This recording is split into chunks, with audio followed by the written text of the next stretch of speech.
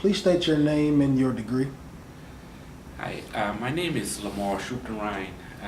I was actually born in Guyana and emigrated to the United States in the early 1980s to really work first, but later on I decided to take on education seriously. I eventually did an undergrad degree in Iberian American history, master's in Latin American history, and a PhD in Latin American and Caribbean history at the State University of New York. I finished all that degrees really in 2002. When I finished that, I accepted a faculty position at the University of Virgin Islands on the St. Croix campus, where I taught a number of courses in the social sciences, particularly in world history, Caribbean history, and Latin American history. Okay. Where did you complete your undergraduate and graduate degrees? As I said, I did most of my work at the State University of New York at Albany, but I did a couple of semesters elsewhere, one at the University of Wisconsin-Madison, and also another semester at the State University of New York at New Paltz. But by and large, most of my education, post-secondary education, was completed at the State University of New York at Albany. I started actually in 1992 thereabouts and finished up in 2002. Excuse me. Okay. Can you remember taking research as an undergraduate? Say it again. Could you remember taking research as an undergraduate? Yes, I did. I did a number of research projects really in my senior year, pretty much in the Caribbean. One topic that really stood out looking back was the identity of Caribbean people. What sort of identity Caribbean people had assumed or have assumed following the abolition of slavery. And so identity was a big thing for me, not only in terms of understanding the wider Caribbean, but my own experience as an immigrant from the Caribbean living in the United States. So I did a project on Caribbean identity, and I began to understand the concept like creolization, concepts like negritude, concepts like ethno-local identity, ethno-national, trans-Caribbean, and universal. I also wrote a paper on the Indian experience, that is the East Indian indentured experience in the Caribbean and beyond. And so I did a paper on that as well, which I continue to research rather in the contemporary period. Okay. And was that the topic of your dissertation? Yes, my dissertation really was on the resistance and accommodation of indentured Indians in the Caribbean during indentureship. I looked at how these people were transported from India, then placed on the Caribbean plantations during the 19th century, and how they have adopted and accommodated themselves without really losing who they were within this 80-year-old indentureship. Yes, so my dissertation really was looking at East Indian indentureship in the Caribbean from the perspective of resistance and accommodation. Okay. Now, what type of research did you conduct? Was it qualitative or quantitative? It actually was both, but it was more qualitative. I did some statistical analysis because my study had to do with population movements. And when you deal with population, you have to look into some sort of quantitative analysis. So part of the work was quantitative, but majority of it was qualitative, based essentially on archival information. I went to a number of archives in the Caribbean, for example, at the University of West Indies in Trinidad, Guyana National Archives in Guyana, Georgetown, but also went to a number of archives in London, England, like Kew Gardens and Indian Record Office to gather information. bring back and assess the project at hand, and that is to understand how indentured servers resisted their indentured contracts and accommodated themselves in this entire plantation domain. Okay. How important do you think it is for undergraduates to complete a course in research methods? It is important to do, first of all, research and writing. I think it is very important to the educational process.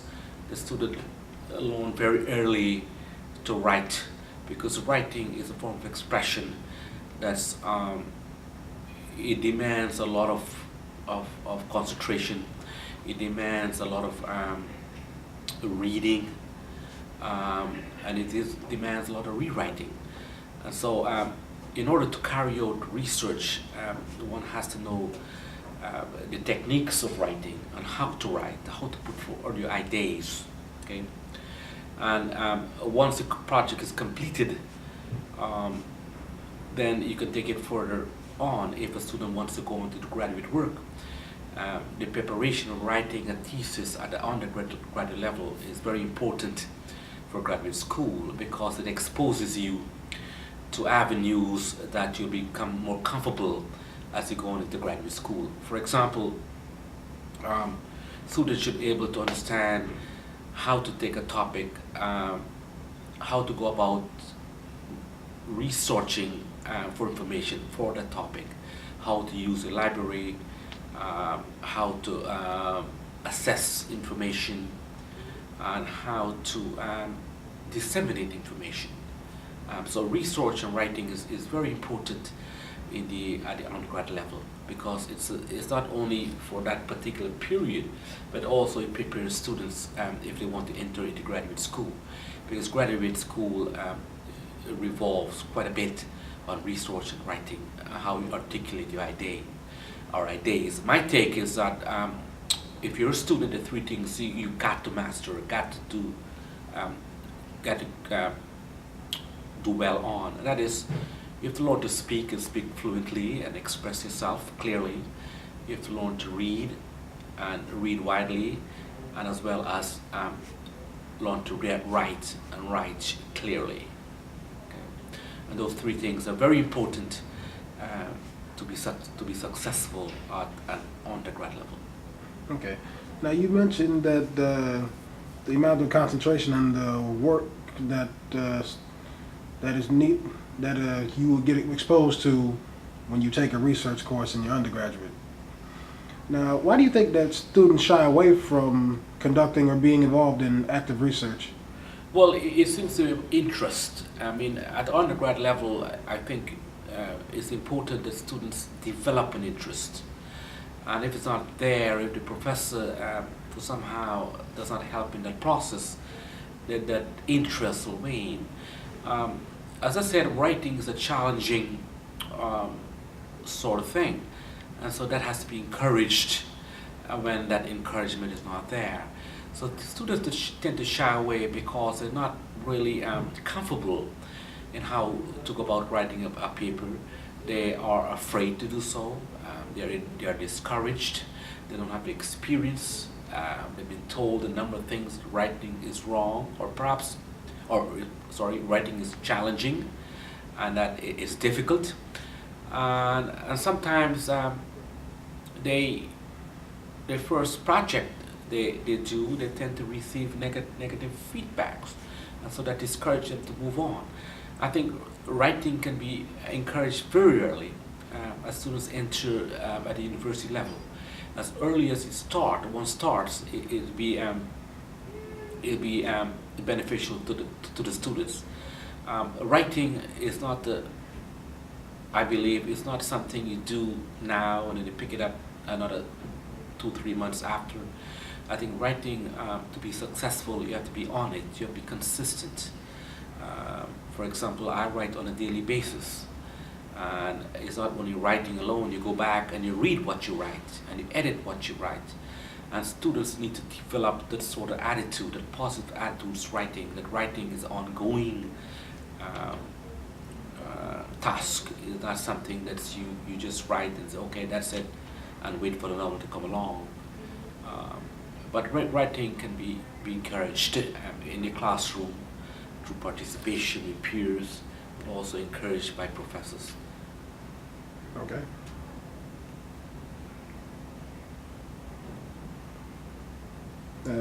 So you spoke on encouraging writing, and that's one of the main reasons why students might struggle with it.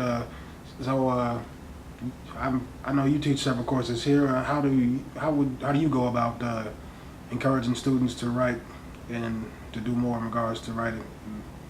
Well, I tell students that, first of all, I tell them who I am, because I've been writing for a long time, at least for 2 decades, so I share my experience with them. And that it's a challenging process, but you have to spend time. And spending time means to get your hands on. You have to read more. You have to get practice in writing short pieces. Talk to other students, see what other students are doing. Take your assignments seriously. Be engaging, show interest, and keep on writing. That's the only way you could get better. So hands-on is very important. Access to information, how to write, feedback, assessing each other's work, peer groups, so that you can understand your mistakes or your strengths and weaknesses, so that you can move on. Again, mastering writing does not come overnight. It's a process. It takes time. It takes a long time. However, one should not be discouraged by that. And one should not only write for a grade. One should also write for satisfaction. But also, if you plan to write beyond the classroom, it's a responsibility that you write in a way that is not inflammatory, a way that is beneficial to society, is informative, and everyone benefits. Okay. And what are some areas in whatever discipline that you are working on right now? I'm working on a book called Indian Migration Identity in the Caribbean, and I'm almost there. I have 2 more chapters left, or to be finished, to be published by the University of Mississippi Press. So it will come out perhaps next year, 2017. And I'm looking at how Indians migrated after they settled in the Caribbean in the middle of the 19th century into the contemporary period. And I'm also looking at what sort of identity they've assumed, what sort of identity formed with this migration process. So I'm combining migration and identity to understand this ethnic group within the Caribbean. Okay. And, last question. Do you have any suggestions for budding researchers? Just do it. Continue research. My take is that if a professor, when a professor comes in to teach or to work at the university, the first 5 years are very crucial. And if that professor does not publish in the first 5 years, chances are his production will be very low continuously. And so research starts very early. It starts at a graduate level, and it's continuous. And so my take is that if you want to engage in research, be serious about it and continue doing it. That's the only way you can get better. That's the only way you can produce. Continue doing it. And let me say finally, a professor is someone who professes. And one way to profess is really to demonstrate that in research.